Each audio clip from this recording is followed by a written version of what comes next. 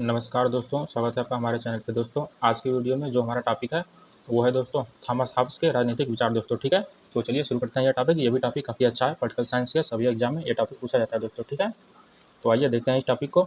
Thomas Hobbes एक महान अंग्रेजी दार्शनिक थे जिन्हें आधुनिक राजनीतिक दर्शन का जनक माना जाता है। दोस्तों थॉमस हॉब्स जी को आधुनिक राजनीतिक दर्शन का जनक माना जाता है। ठीक है, अगर एग्जाम में जैसे कि कभी पूछ ले कि आधुनिक राजनीतिक दर्शन का जनक किसे माना जाता है, तो थॉमस हॉब्स बताना है। ठीक है, उनकी प्रसिद्ध पुस्तक लेवियाथन राजनीतिक चिंतन के इतिहास में एक मील का पत्थर है। दोस्तों थॉमस हॉब्स जी का एक पुस्तक है जिसका नाम है लेवियाथन। ठीक है, तो इसे भी आप लोगों को याद रखना है। और आगे है, हॉब्स के राजनीतिक विचारों को समझने के लिए उन्हें निम्नलिखित बिंदुओं में विभाजित किया जा सकता है। तो चलिए देखते हैं किन बिंदुओं में विभाजित किया गया है। पहला है मानव स्वभाव का चित्रण। ठीक है दोस्तों, तो इसे देखते हैं। हॉब्स का दर्शन मानव स्वभाव के नकारात्मक पक्ष से शुरू होता है। दोस्तों हॉब्स जी का जो दर्शन है वो मानव स्वभाव के नकारात्मक पक्ष से शुरू होता है, न कि सकारात्मक पक्ष से। ठीक है दोस्तों, आगे है, उनका मानना था कि मनुष्य मूल रूप से स्वार्थी, भयभीत और शक्ति का भूखा होता है। दोस्तों थॉमस हॉब्स जी का यह कहना था कि मनुष्य स्वार्थी, भयभीत और शक्ति का भूखा होता है। आगे है, मनुष्य निरंतर शक्ति प्राप्त करना चाहता है। दोस्तों मनुष्य निरंतर शक्ति को प्राप्त करना चाहता है। वो हमेशा चाहता है कि मेरे पास शक्ति बनी रहे ताकि वह अपने भविष्य के आनंद को सुरक्षित रख सके। दोस्तों यहाँ पर हॉब्स जी का कहना है कि मनुष्य अपने भविष्य को सुरक्षित रखने के लिए शक्ति को प्राप्त करना चाहता है। आगे है, हॉब्स के अनुसार मनुष्य की भावनाएं और इच्छाएं ही उसके कार्यों को संचालित करती हैं। हॉब्स जी का कहना है कि किसी भी मनुष्य में उसकी इच्छाएं और उसकी जो भावनाएं, ठीक है, वही उसके कार्य को संचालित करती हैं। यदि उसकी इच्छाएं खत्म हो जाएंगी तो वो कोई कार्य नहीं कर सकता। ये हॉब्स जी का कहना है दोस्तों। ठीक है, आगे है, प्राकृतिक अवस्था, स्टेट ऑफ नेचर। ठीक है, तो इसे भी देख लेते हैं हम लोग। तो प्राकृतिक अवस्था में है, राज्य की उत्पत्ति से पहले की स्थिति को हॉब्स प्राकृतिक अवस्था कहते हैं। दोस्तों हॉब्स जी राज्य की उत्पत्ति से पहले की जो स्थिति थी उसे प्राकृतिक अवस्था कहते हैं। यह एक काल्पनिक स्थिति है जहाँ कोई कानून या सरकार नहीं थी। दोस्तों उस प्राकृतिक अवस्था को हॉब्स कहते हैं कि यह एक काल्पनिक स्थिति है जिसमें कि कोई भी कानून और सरकार नहीं थी। निरंतर युद्ध की स्थिति, प्रत्येक व्यक्ति के विरुद्ध युद्ध। इनका कहना था कि जब प्राकृतिक अवस्था में कोई कानून और सरकार नहीं थी तो उस अवस्था में निरंतर युद्ध की स्थिति बनी रहती थी। इसमें एक व्यक्ति हमेशा दूसरे व्यक्ति के विरुद्ध युद्ध में लगा रहता था। ठीक है दोस्तों, तो इस लाइन को आप लोग याद करिएगा। ये लाइन भी एग्जाम में पूछा जाता है कि ये लाइन किसने कहा था। आगे है, अराजकता, जहाँ जिसकी लाठी उसकी भैंस का नियम चलता था। तो दोस्तों जब कानून और सरकार नहीं थे तो उस समय जो बलवान होता था वही जो है कि राजा कहलाता था। ठीक है, तो वही हो गया कि जिसकी लाठी उसकी भैंस। और आगे है, जीवन का स्वरूप। हॉब्स के प्रसिद्ध शब्दों में इस अवस्था में मानव जीवन एकाकी, निर्धन, घृणित, पार्श्विक और अल्प था। दोस्तों हॉब्स जी का कहना है कि जो ये प्राकृतिक अवस्था है इस अवस्था में मानव का जीवन एकाकी, निर्धन, घृणित और अल्प था। ठीक है,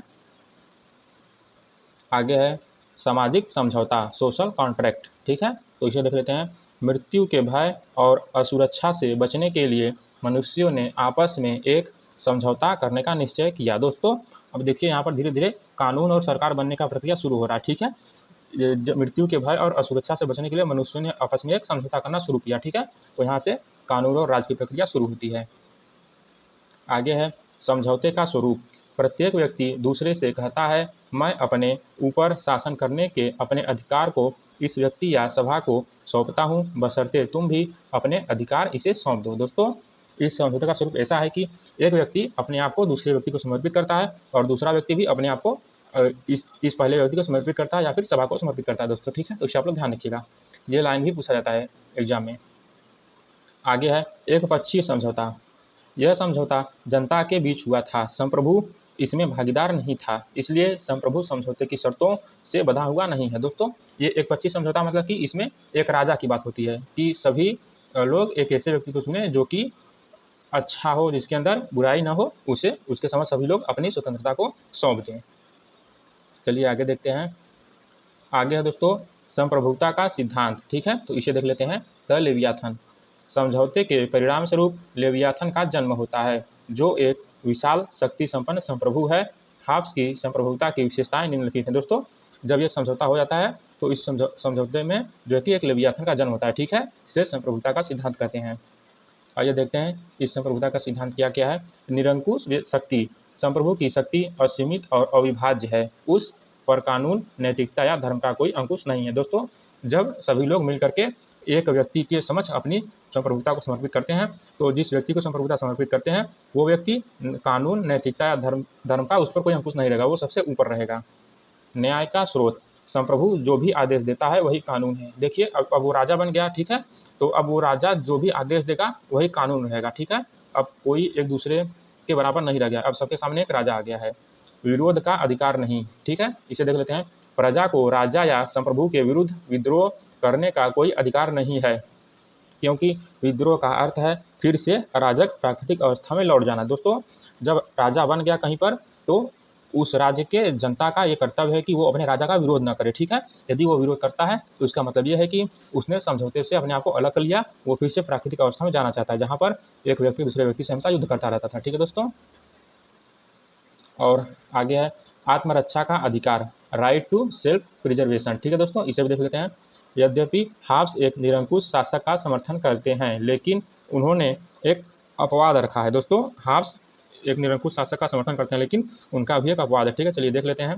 चूंकि राज्य का निर्माण जीवन की सुरक्षा के लिए हुआ है, इसलिए यदि संप्रभु किसी व्यक्ति को आत्महत्या करने या अपने जीवन को खतरे में डालने का आदेश देता है, तो वह व्यक्ति संप्रभु की आज्ञा मानने से इनकार कर सकता है। दोस्तों, यहाँ पर हाब्स जी का कहना है कि मैं भले ही एक निरंकुश राजा का समर्थन करता हूँ, एक ऐसे राजा का समर्थन करता हूँ जो कि सबके ऊपर शासन करे, लेकिन यदि वो राजा अपने कर्तव्य से भटकता है, वो राज्य के किसी व्यक्ति का जीवन खतरे में डालता है या ऐसा कुछ कार्य करता है जिससे कि वो व्यक्ति आत्महत्या करने की कोशिश करता है, तो उस व्यक्ति का एक कर्तव्य बनता है कि वो राजा की बात को न माने, ठीक है। यहाँ पर वो अपना विरोध जता सकता है, ठीक है। अब निष्कर्ष देख लेते हैं हम लोग। हाब्स के राजनीतिक विचार का निष्कर्ष क्या है दोस्तों?